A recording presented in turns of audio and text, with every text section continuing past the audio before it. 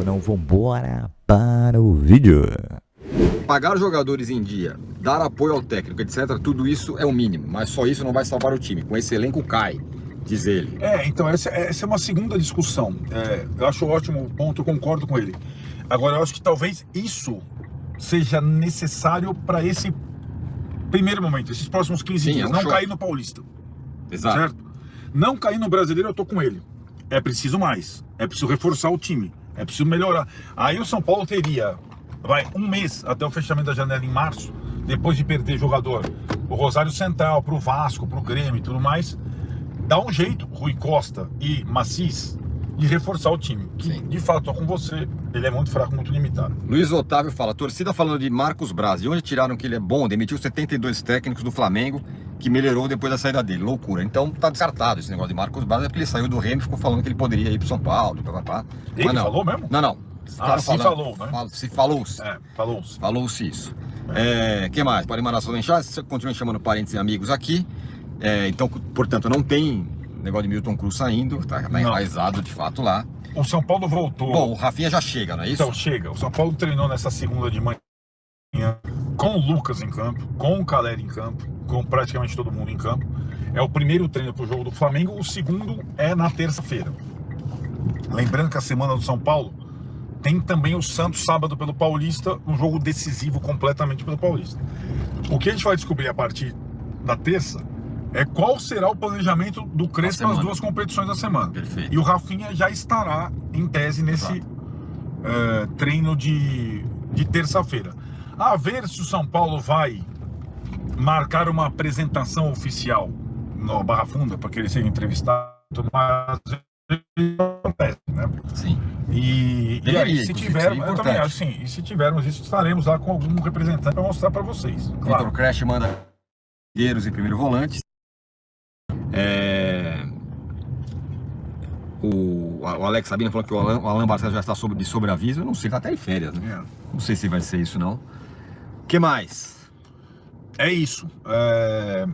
Na terça-feira teremos o Tricolados com mais atualizações ao vivo. E qualquer coisa, essa semana, uma das semanas mais importantes da história recente do São Paulo. Realmente. Estreia no Brasileiro com o Flamengo, o Sansão virou uma questão de vida ou morte, né? E vamos ver se o Rafinha, de fato, ajuda. O departamento de futebol do São Paulo precisa ser, de fato, reforçado, né? E o presidente tem que ser mais rápido do que ele tem sido. Eu acho que até algumas coisas ele tem procurado agilizar ou destravar, né? Mas não é simples o momento e é necessário esse senso de urgência. Vamos ver também, né? Qual será a reação do Crespo ao pito do presidente? Se ele vai maneirar, como disse o presidente, né? Semana tem 2 jogos. Futebol, por isso que tem os muito ricos e tem os outros meros mortais, mas enfim. Papo para outro vídeo. São Paulo segue perto da zona da degola, segue ruim. Eu acho que é preocupante, sim, tem que ligar o sinal de alerta. Porém, eu acho que houve uma melhora, principalmente com os meninos ficando melhor fisicamente e tal, mas ainda tem que melhorar muito. E rapaziada, vai ser um ano difícil. Está sendo muito difícil no Paulista, vai ser muito difícil no Brasileiro. A estreia já é contra o Flamengo. Provavelmente é uma porrada. E do jeito que é o futebol brasileiro, o Crespo não chega nem no Carnaval, porque provavelmente vai tomar uma porrada contra o Flamengo. O time do Santos é carne de pescoço, é um time enjoado. Não sei se ganha do Santos, mas tem obrigação de ganhar de Ponte Preta e Primavera. Mas enfim, isso a gente deixa pro futuro, debate depois. E é isso, rapaziada. O vídeo tá entregue. Outras coisas. Arnaldo, e aí? Quem tem razão? O Crespo, sem dúvida alguma. Sabe o que acontece, Tironi? Não é quem tem razão, quem fala a verdade. Quem fala a verdade no São Paulo normalmente é punido ou não existe. O último cara que falou verdades no São Paulo, Luiz Gustavo, foi desligado. O Crespo vem falando verdades, em meio a uma direção completamente desacreditada por, entre outras coisas, mentir. Fora as coisas mais graves do que mentir. E o Macis fazia parte da gestão, era vice-presidente do Casares 5 anos. Então, a verdade dói, né? Verdade dói. O torcedor do São Paulo entende exatamente o que o Crespo está falando. E o Crespo não está mentindo. O departamento de futebol foi desfeito, desde que ele assumiu o clube. O clube continua a atrasar salários ou direitos de imagem para os jogadores. E sem algum reforço, um time pior que o ano passado, ele vai lutar contra o rebaixamento em todos os campeonatos que ele disputar. Simples. E assim, o torcedor do São Paulo está preparado para isso, desde que falem a verdade para ele. Né?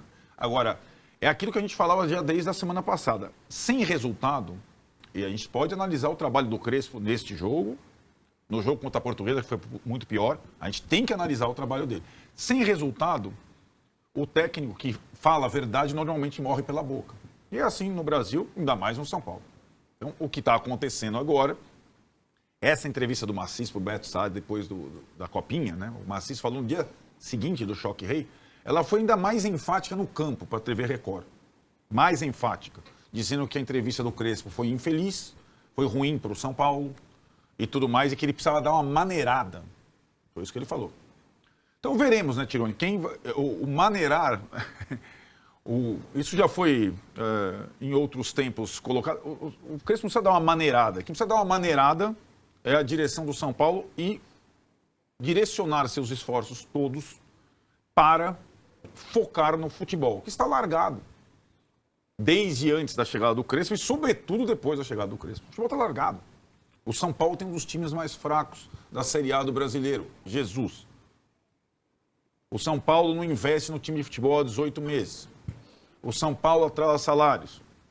O São Paulo não joga na sua casa. O São Paulo tem a pior tabela do campeonato e não se ligou. O São Paulo tem o Candançã para pitar. O São Paulo tem um pacotão.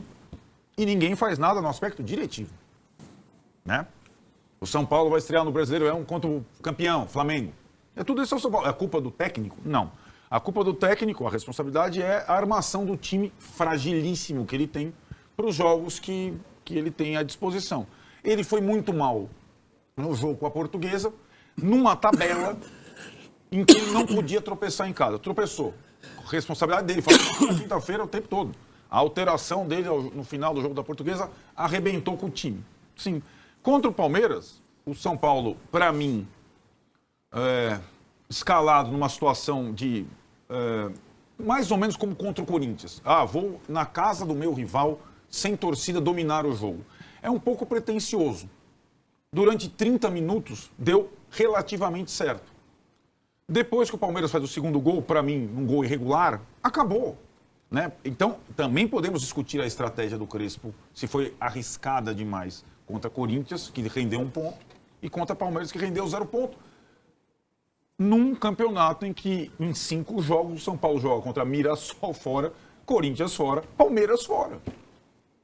Alguém da direção se preocupou com isso? Né? E agora, como a gente falava antes do primeiro jogo, com esse elenco, com essa circunstância, ficou claro e as pessoas acordaram que o São Paulo corre o risco de cair. E corre pra caramba o risco de cair. Porque tem jogos como Primavera versus Capivariano. Para os times ganharem pontos, os times mais fracos. O São Paulo tem Santos em casa, Primavera e Ponte Preta fora. Sem torcida também, como visitante. São das 4 visitas, 3 sem torcida. Né? Então, essa é a realidade do São Paulo. O Massis tenta algumas medidas mais demagógicas do que efetivas, né? Talvez trazer o Rafinha para o lugar do Muricy, subir o Alan Barcelos da Copinha para auxiliar técnico, mas efetivamente o cara tem que pagar os jogadores que estão atrasados e contratar os jogadores e dar respaldo à direção de futebol e ao treinador. Essa é a função do presidente do clube. Se não quiser, é a mesma coisa que aconteceu com o Stabile. Se não quisesse ser presidente do clube, não tem condição. Não é para mim. Tô fora. Não, agora ele é presidente do clube.